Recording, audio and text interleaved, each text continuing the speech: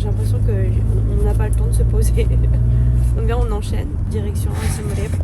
On devrait arriver pour midi à Siem Reap, à l'hôtel, je sais plus lequel hôtel d'ailleurs, c'est de la surprise, mais il y a une piscine, c'est tout.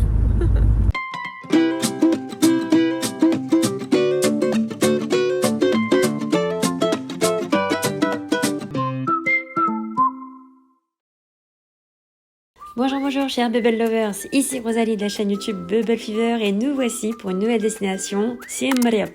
Alors on n'y est resté que 4 jours, mais elle représentait beaucoup pour moi parce que c'est la ville de naissance de ma mère. Mais je vais quand même essayer de vous partager les endroits qui selon moi méritent vraiment le détour. On est arrivé après 7 heures de route, on est parti ce matin à 4 heures du mat.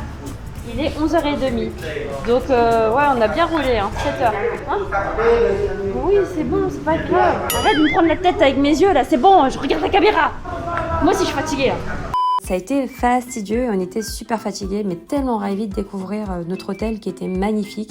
Donc vraiment, ça nous a fait du bien. Donc la chambre était au top, elle était particulièrement spacieuse, avec la salle de bain. Enfin voilà, vraiment, c'était intéressant de voir un hôtel aussi contemporain qui alliait pas mal de choses d'un point de vue à l'aspect culturel avec ce design à la fois moderne, mais qui reprenait des éléments de tradition avec ce bois. Donc voilà, non, c'était super. Alors, ici. Non, elle est fraîche, quand tu bouges, c'est bon. Mais voilà, pas le temps de chômer, c'était la course, 4 jours, il faut aller vite. Et j'en ai profité pour aller retrouver ma première tata dès la première soirée. Elle nous a fait découvrir une spécialité que j'adore qui s'appelle Nong Pho Chop. Je ne saurais pas le décrire, mais en fait, il y a 2 versions. Et la version avec la soupe qui se fait à base souvent de poisson. Mamie Bune, elle le fait en version avec du maquereau. Et donc, on a la déclinaison avec la version verte, entre guillemets, et la version rouge. Et moi, j'adore mixer les 2 soupes avec le vermicelle de riz. C'est juste terriblement bon et surtout hyper rafraîchissant. Donc voilà, moi, cette cuisine de la maison, franchement, c'est la meilleure. Après le dîner chez ma tata Ikwan, on est allé direction Pub Street. Et là, c'était juste hallucinant. On ne s'attendait pas du tout à avoir cette atmosphère qui rappelle vachement celle de Pattaya. Et puis, vous nous connaissez, stop obligatoire. On a vu les Ice Roll Cream, local, fait maison. Donc, c'était juste trop bon. Et là, clairement, ouais, on ne s'attendait pas du tout à ce niveau sonore qui, je pense, n'était pas du tout réglementé.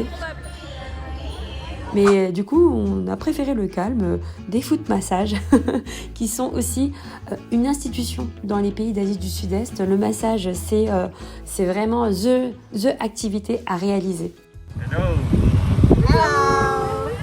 Alors, il était le massage. Trop bien. On est fan de massage. Deuxième jour à Siem Reap et nous voici, comme d'habitude, au rituel du petit-déj, initié par Papy Hung qui a souhaité nous emmener au restaurant. Ça c'est quoi? C'est un pâté impérial, maxi. Frit.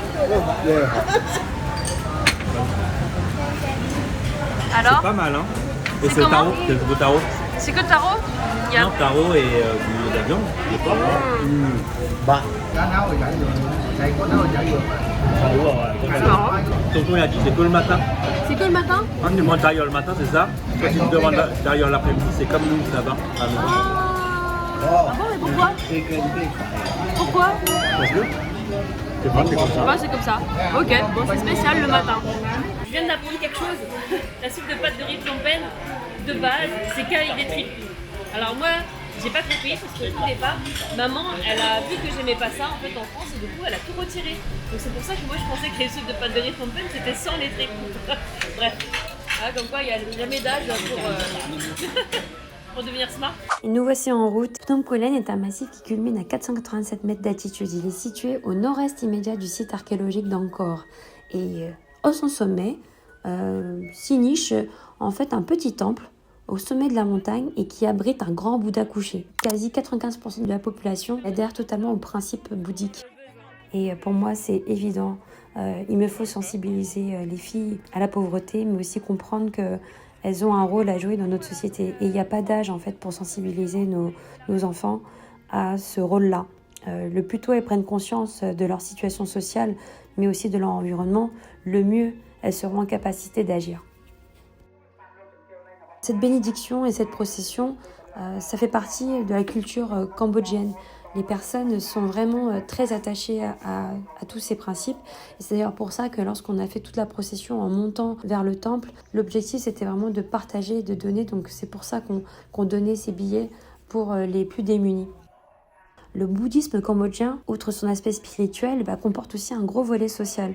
La construction puis l'entretien d'une pagode est souvent un acte fédérateur d'une communauté villageoise ou même d'un quartier, où chacun va contribuer en fonction de ses moyens, l'un amenant des fonds, l'autre participant aux travaux, et les localités rivalisent alors pour faire paraître leur lieu de culte le plus somptueux possible et essayent d'attirer les personnes ayant une réputation de haute probité morale dont les enseignements assureront la renommée de la pagode hors de la communauté. La pagode était aussi l'unique centre d'enseignement du royaume et il était d'usage que tous les garçons, et ouais malheureusement c'était que les garçons, pas les filles, tous les garçons sans distinction de classe sociale fassent un séjour plus ou moins prolongé afin d'acquérir des rudiments de l'arithmétique, de la lecture, ainsi que la connaissance des textes sacrés les plus importants et les fondements moraux. Si la création d'écoles publiques a été initiée par les autorités coloniales puis développée après l'indépendance, c'était vraiment les pagodes qui étaient un passage obligé. Et même si les écoles publiques sont toujours bien existantes et toujours bien développées, de nos jours encore, les séjours de quelques semaines dans la vie monastique restent très prisés par les familles. On est où là les filles? La montagne sacrée. Elle s'appelle comment? Non. Phnom Kulen. Phnom ça veut dire quoi? La montagne. Ouais. Donc on est à montagne de Kulen. C'est comme à Phnom Penh. Ouais. Phnom Penh Penh. c'est la table et Phnom c'est montagne. Oui c'est ça. Par rapport aux personnes qui étaient sur le côté là, les mendiants, c'était pour faire quoi? C'était pour prendre, récupérer la terre et combler les trous sur les routes pour que la route elle soit plate. Et en gros c'est grâce à eux que la route est plate. Ils aident aussi les personnes en voiture, en moto. C'est une façon pour eux de... Pour demander des argent. Ouais. C'est là où tu vois qu'il y a énormément de pauvreté. C'est pas forcément facile de voir la vie en fait d'autres enfants qui ont le même âge que vous et même qui sont plus petits que vous. Donc ils font ça. C'est triste parce que il y a souvent, il y a quand même beaucoup de gens qui sont très pauvres dans le monde. Et après il y a des gens qui disent on peut rien y faire, mais après ça dépend que de toi si tu veux les aider ou. On peut pas aider tout le monde, mais on peut essayer d'aider un petit peu. Et donc qu'est-ce que vous avez vu tout à l'heure? Le papy il a donné beaucoup. Enfin il a donné à beaucoup de personnes. Il a essayé d'aider beaucoup de personnes. Et où est-ce qu'elles étaient ces personnes? Elles étaient où? À la route, en train de mendier. Il y a un policier et tout. Voilà, parce que même les policiers ne sont pas forcément dans des conditions sociales faciles. Mais d'après vous, qu'est-ce qui permettrait de sortir les gens de la pauvreté? L'éducation. Voilà, l'éducation. Et donc quelque part, ça veut dire que vous-même, vous auriez pu être à leur place. La connaissance, c'est ce qui permet de sortir beaucoup de personnes de la misère. Et donc si on veut moins de pauvreté, il faut que plus de gens soient éduqués. Je rappelle que le salaire moyen du Cambodgien est d'environ 150 à 200 € par mois. Cascade de Phnom Kulen. En cambodgien, on dit littéralement cascade tac clair. Tac pour l'eau et clair. Voilà, c'est là. Elles sont là les cascades. J'aimerais bien y aller. C'est dommage. Bah oui, il y en a un qui a sauté. Oui, il y en a un. Allez saute, allez saute. Oh. Mais non, merci pour sauter. Hein. Alors, on est trop bonne l'eau. L'eau, elle est fraîche. Donc de ce côté-ci, c'est en fait un chemin qui est en fait très sacré. Donc les gens n'ont pas le droit d'aller là-bas parce qu'il y a, je sais pas si on remarque, mais il y a des petites sculptures au niveau du sol.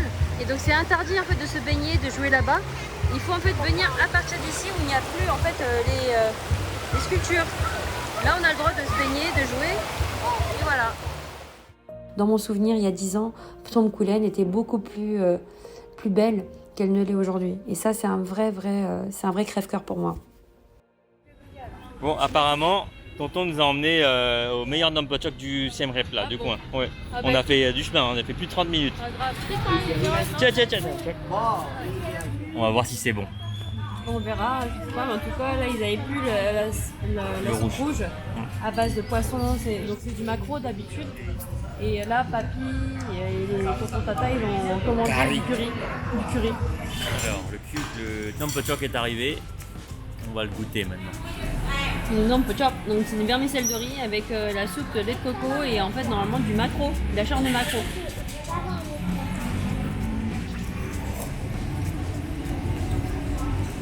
Je pense qu'ici ils n'ont pas de maquereau, c'est un autre poisson. Il a un goût acre. Ah bon? Ouais, pour moi, il y a un oui. Non, j'aime bien. Je suis pas fan. Ok. Pas validé alors. Non, pas validé pour moi. J'ai quand même préféré celui de ma tata. Alors on en a eu pour 80 000 réels. C'est 10 euros. 80 000 réels, c'est 20 euros. Donc voilà, 20 euros pour tout ce qu'on a mangé. Plein de bols. Plein de bols. Nous voici de retour sur Siem Reap et en mode Pékin Express pour récupérer les dossards pour le semi-marathon. Oui, j'y reviendrai dans une prochaine vidéo. Bon, on a pris le tuk-tuk, on était dans le minibus et on a décidé de basculer à l'étape supérieure. Pourquoi, chérie? Parce qu'on doit aller chercher un dossard. Et que tu voulais pas arriver en retard. Exactement. Parce que Claude, c'est à quelle heure? 6 heures. Ouais, et là il est 7 heures, 5 heures. il est 5 heures pile. Et là en fait il y a eu un motard qui a été tué en face. Donc du coup c'est ce que m'expliquait le chauffeur et c'est pour ça que c'est aussi bouché. Donc voilà. C'est le bordel. T'es zen? Hein? T'es zen? Après cette grosse journée, nous voilà enfin à la piscine pour faire un bon break avec toute ma petite famille. Lily,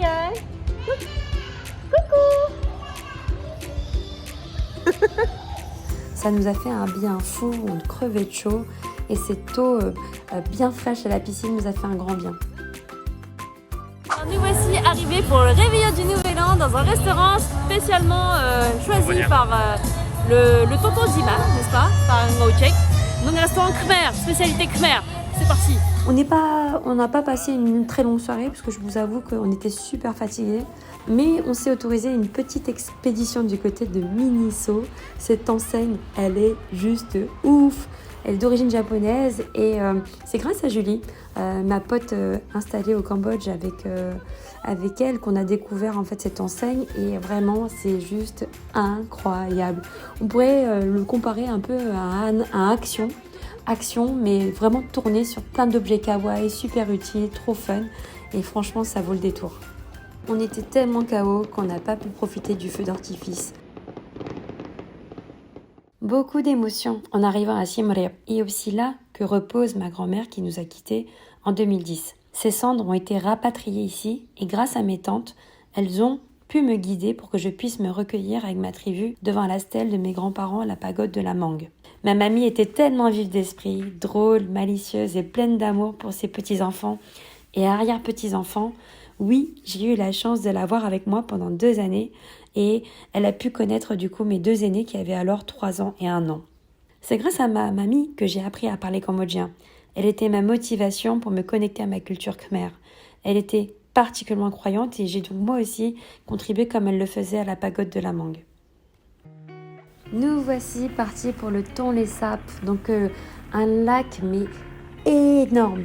Il est situé en plein centre du Cambodge et c'est véritablement un site d'une très grande importance d'un point de vue écologique et qui est reconnu comme réserve naturelle de la biosphère par l'UNESCO depuis 1997. Tonlé Sap veut dire grande rivière d'eau douce ou lac d'eau douce. On dénombre environ près de 200 espèces différentes de poissons.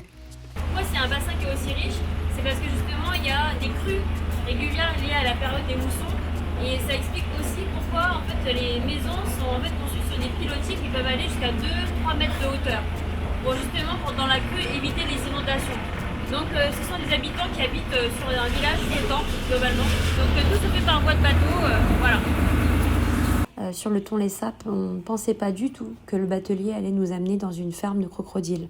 Et c'est vrai que là, j'ai vraiment été déboussolée. C'est vraiment terrible à dire, mais ça ressemblait vraiment plus à un dépotoir qu'à un élevage. C'est vrai que les crocodiles étaient entassés les uns sur les autres et l'eau dans laquelle ils se trouvaient était vraiment pas terrible. Et c'est vrai que c'est pas du tout un endroit que je recommande. Lui il était en train d'essayer de manger la bouteille en plastique quoi. Franchement ça c'est d'une tristesse quoi de voir que l'écosystème il est... Oh là là, il est envahi de plein de plastique, de plein de déchets. C'est pas cool. Pourquoi les gens ils aiment ça? C'est du cuir. C'est du cuir, c'est rien. C'est du cuir. Regarde. Wow. Pourquoi les gens ils aiment avoir des bottes? Ah c'est fait avec du crocodile, regardez les filles. Oh là là, les Oui. pauvres crocos là. Mais les pauvres. Ils ont été transformés là. Ah. Ouais. Bon bah ouais. Bon, c'est ce qui fait vivre effectivement la population, mais bon, c'est méchant. c'est une vraie réflexion, hein. Voilà. Donc voilà, je pense qu'il y a beaucoup de choses à faire. Siem Reap est une magnifique ville. Il y a beaucoup de choses à explorer, à découvrir. Il y a de belles choses à retenir. Et bien entendu, toujours des choses sur lesquelles j'ai été particulièrement sensible. Donc les déchets que je retrouvais un peu partout, amoncelés. Mais voilà, mais en tout cas, le bilan, c'est que ça se développe vite. Et c'est vrai que les Cambodgiens, aujourd'hui, n'ont pas forcément connaissance et conscience de l'impact d'un point de vue santé de toute cette pollution. Voilà, c'est tout pour ce nouvel épisode. Siem Reap, ce n'est pas terminé. Je te donne rendez-vous pour le prochain épisode pour parler du semi-marathon de Siem Reap. À très vite.